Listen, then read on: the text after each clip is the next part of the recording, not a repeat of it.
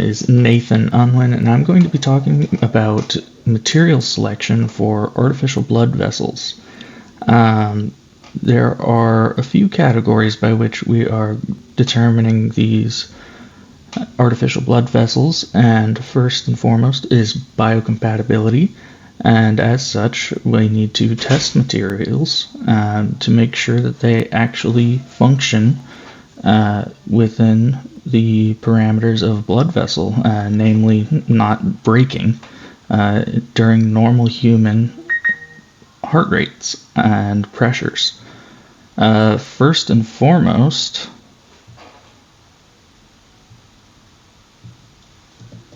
we have the selection of the artery in question. The femoral artery was selected as it is one of the more common more commonly grafted blood vessels in the human body, and as the human male has a more robust flow rate and blood pressure, we are going to use the human male as our basis.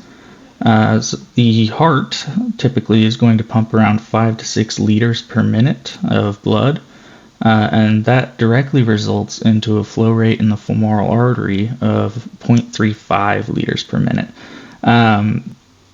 With that in mind, blood pressure, the peak blood pressure during a pump, is typically going to peak around 16,000 pascals. With the 0.35 liters per minute and 16,000 pascals, we have a starting point for what the human blood vessel stress is going to typically look like.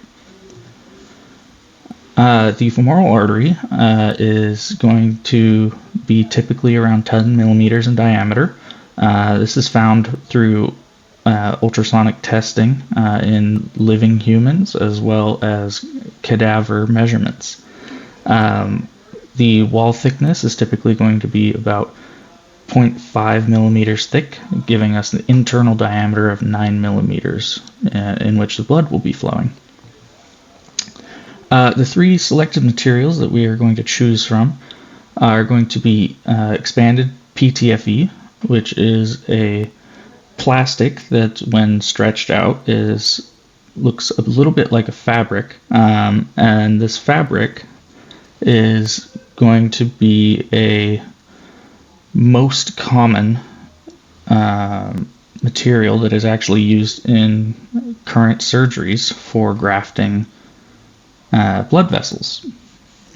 For blood vessels that are typically in higher risk or have a much higher pressure or are going to be under a lot more wear and tear, Dacron is another material that is used currently in surgeries. Dacron is also a plastic material that has inlaid fibers that increase the strength massively.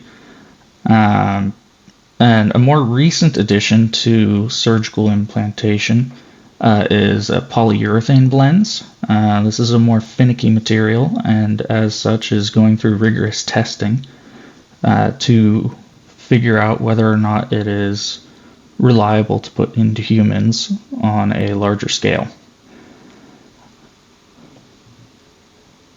For the simulation inputs that we're going to put into SolidWorks, the outer diameter is going to be 10 millimeters and with an inner diameter of 9 millimeters.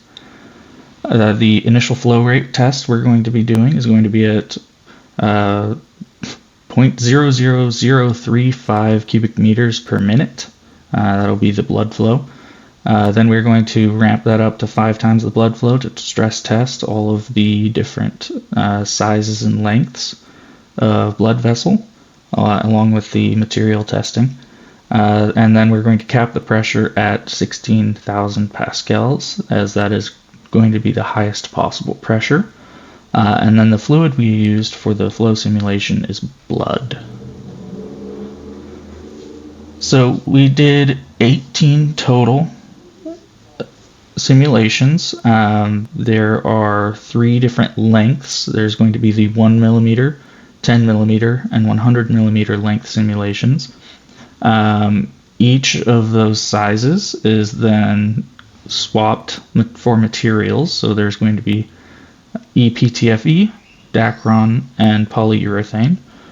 And then all of those individual circumstances are going to go through a normal blood flow test and then a times 5 blood flow. That's going to result in our total of 18 different simulations. The simulations were done by running the blood through the length of the tube and measuring the internal walls stress, shear stress specifically. These are the results of that test. We are seeing that the 1 millimeter for expanded PTFE is going to have a massive jump in experienced stress over the 5 times blood flow rate. So you will definitely see a distinct difference among all of our graphs for each material. There is a definite increase as we go to 5 times blood flow rate in shear stress across all lengths. The 10 millimeter and 100 millimeter are going to typically be close across all blood flow rates, with the big difference being in the 1 millimeter. The 1 millimeter geometry is going to be the main contributor for why the shear stress due to blood flow is so high. The caps at the ends of each side of our tube is going to end up causing a increase in shear stress due to how the flow is going to run across the entirety of the interior length. So Dacron has a very similar showing for shear stress. It's going to be typically a little bit higher shear stress for the lower flow rate than you would see in the expanded PTFE, but is much more capable of withstanding the higher flow rate, and as a result is going to see less shear stress in the material.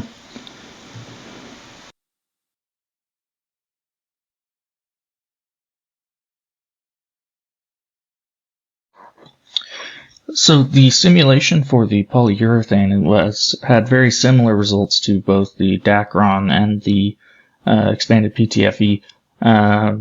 Again, showing that the 1 millimeter at 5 times flow is going to have a significant impact in the shear stress of the internal wall of the blood vessel. You're also going to see increases in shear stress in both the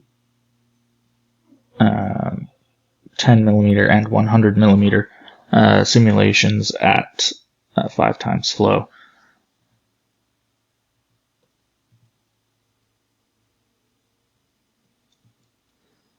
After the simulations, an Ashby plot was made that is going to compare the ultimate stress in megapascals to the cost per centimeter in length. The cost per centimeter is for the total blood vessel length at roughly around 6 to 8 millimeters in diameter. That is the typical size that was ordered by doctors and was the most available for pricing out each of the materials. Dacron is a very, very expensive material to produce into a medical grade. The fibers make it very difficult to effectively make it safe for humans. The expanded PTFE has a sort of middle ground cost, costing at roughly $6 a centimeter. This is the most common material that is used for grafting using artificial materials. And then polyurethane comes out at a very low $2 a centimeter for medical grade.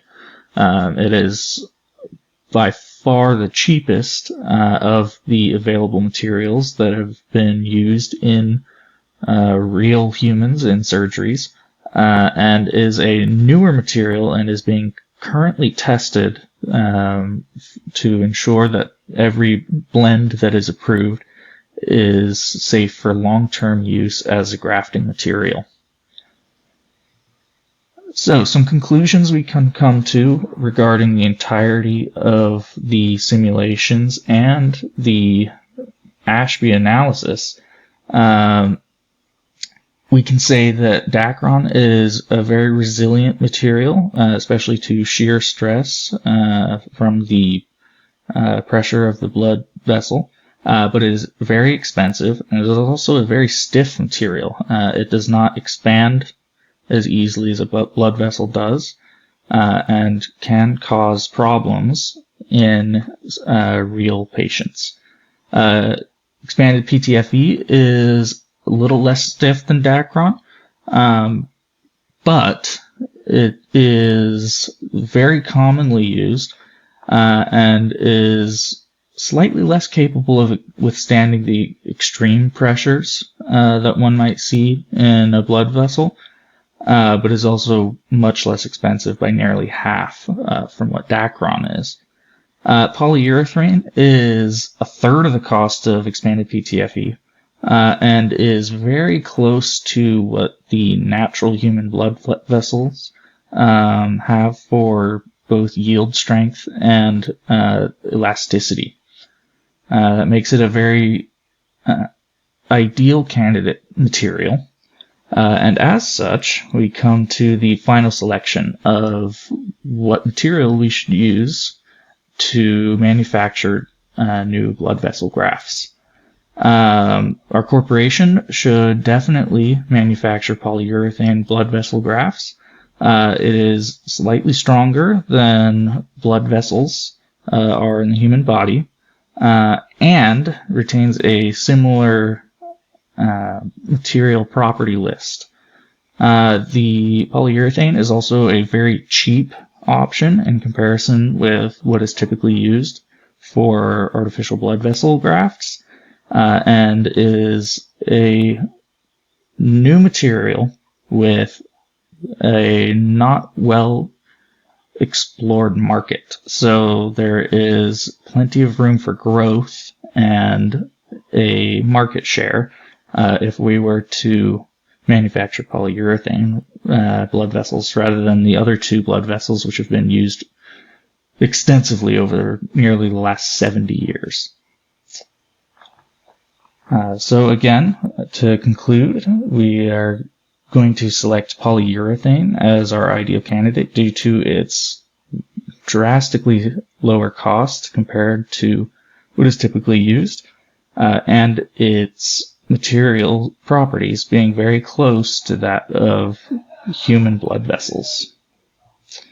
These are my references, and thank you for listening.